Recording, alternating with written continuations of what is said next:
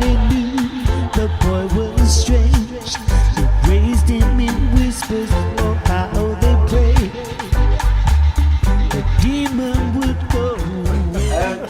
There is one question I've always wanted to ask you, actually, personally anyway. How did this reggae and you come about? God, I think the first reggae record that I ever fell madly in love with was Ken Boothes' Everything I Own, which I actually ended up covering. And it was an awful version, I must say. Dreadful. No, absolutely. No, it wasn't. No, sacrilege, because when I listened to the original, we never quite got, you know, it's so slow. It's just a, you know, it's like one of those things. I mean, it was a crime, but it was a necessary. I don't think. A nice crime. I don't think that you could touch the original. I mean, I didn't even know that there was a Bread song.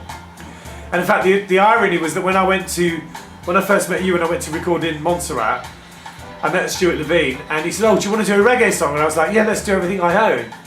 And he was like, no, that's a Bread song. And we had this whole hoo-ha about whether it was a reggae song or a Bread song.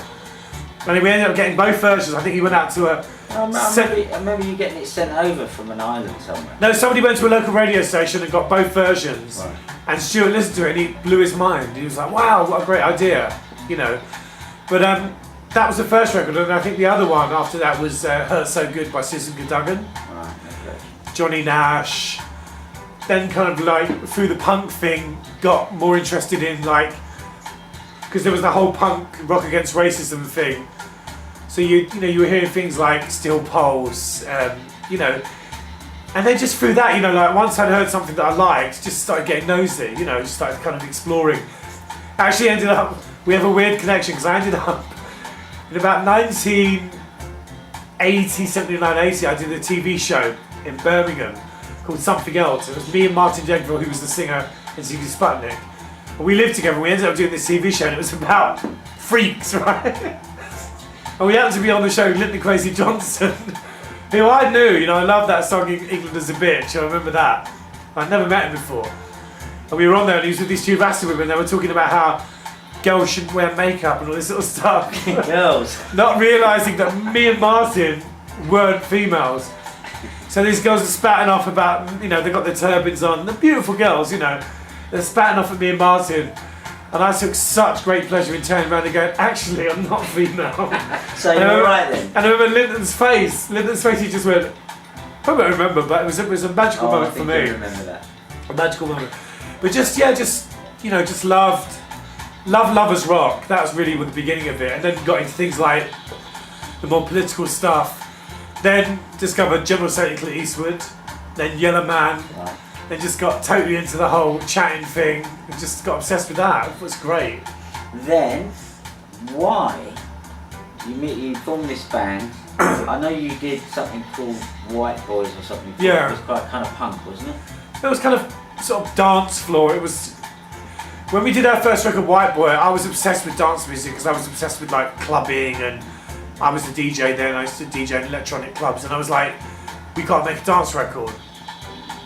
And in fact, when we did Do You Really Want to Hurt Me, That's what I was going to ask. I was like so against that coming out. I went mad. I was like, when is that coming How out? did the reggae side of that come about? I wrote it over a dub plate. I wrote it over the B-side of a really famous reggae record, which I'm not going to say what it was. Yeah, I can understand. But there was a dub version of it, of this record on the other side, no singing. And I was like, oh, this is fantastic. This is because, you know, I used to get so frustrated with the band because they couldn't improvise. They weren't quick enough for me. So I could go home and put a dub plate on, listen to the rhythm and just come up with a great song. And that's how Do You Really Want to Hurt Me came about. And then Mikey came up with the bass line.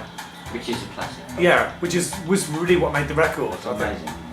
And also I think the other thing about reggae, the other thing was because at the time, you know, sort of 1980, 81, I had the dreadlocks, I was wearing makeup. It was because reggae was so kind of anti-gay. Even then it was really anti-gay. It was like, it was a weird mix of things. It was like, because part of me kind of recognised the sort of struggle and the kind of militance of black people, you know, the sort of Rastas. And the other part of me was like, kind of annoyed that they kind of, you know, like, had this prejudice against me, and I was like, right, I'm going to rub it in their faces. Did you think, I imagine, I'm trying to put myself in your shoes, I mean, you know where I came from to it, you know, Yeah. totally different vibe. But Did you think that they let you down? They were struggling against something. And I didn't you even, it were wasn't even that, it was completely- just, I've always been attracted to things that don't want me. Guys that don't want me, you know, indifference, anyone that doesn't give me attention. Anyway, or I'm tells off. anyone that tells me to fuck off, and anyway, anything like, if anything's like kind of hostile, I'm like that. It's a weird thing, like you push something in my Oh, face, that is funny. you chase me, I don't want to know. The minute you give me a dirty look or you try and keep me out, I'm very nosy. Right. Which is why I've kind of explored lots of things that I have, like Yeah. religion and stuff like that. Because I'll be like, why do you do that? Why are you dressed like that? I'm very like social sponge. Well, that might also explain why you came to reggae in the kind of convoluted way. You love the music, la la la, and then they challenge you culturally. Well, I think that, you know, you just hear things, you know, like, and also, you know, I sort of, there were loads of clubs around that time, like the Language Lab, where people would go and chat and do rap, and it was like all early hip hop, sort of reggae thing. And I used to go to those clubs, and I was like a kind of, you know, I guess I was the thorn in the side of the kind of the scene, because I'm like sort of like drag queen, like totally girl with dreadlocks, big hat on, and it was just the idea of what I found actually was interesting was like, you know, I could go down to an old gate and a proper Rasta would just be like, yes man, yes, peace and love. But the little raggers wanted to punch my face in. But like, it's same in Jamaica. You go up into the mountains and like, they're totally cool with you. Like, they don't give a shit, there's no trouble at all. Going to Kingston, everyone wants to run you over. It's just that weird thing of like, don't tell me I can't belong, because I've had that all my life. Weird, yeah. Getting back to like some bringing it all down again a little, just a little time. Hi Phil, come in. Just open the door and make noise. On that very relevant moment of a student walking in and so beautifully bringing it all back to its logical earth. I feel that education is a wave.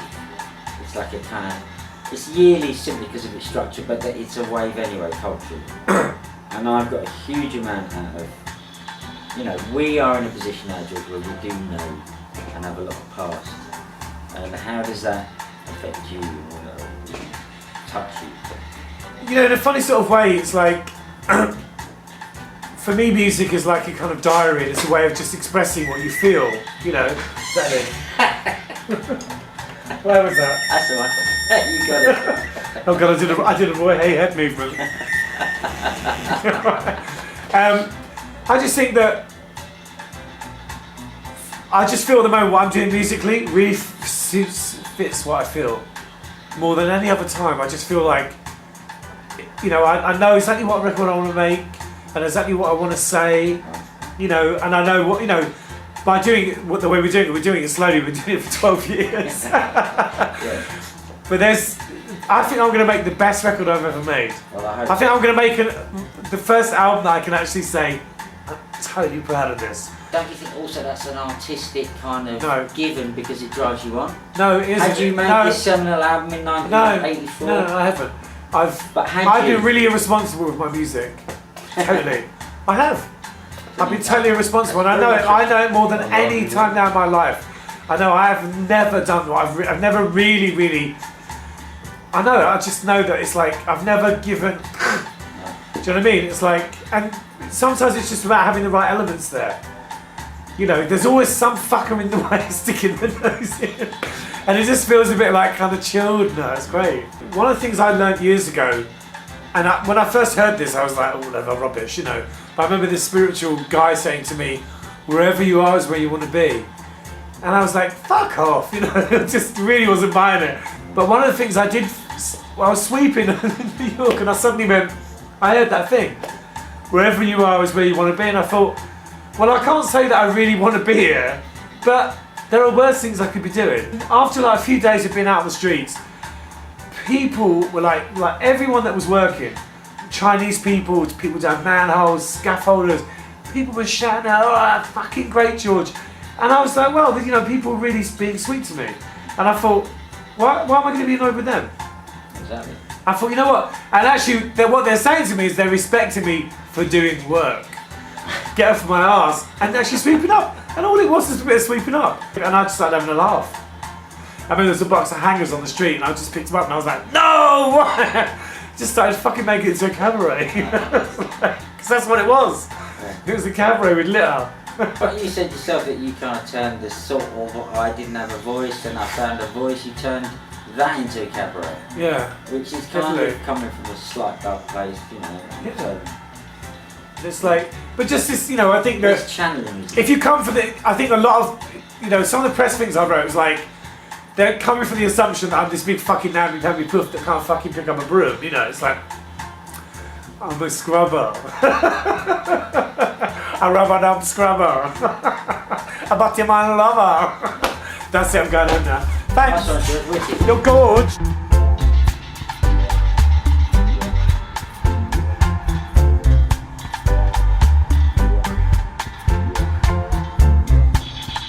Everybody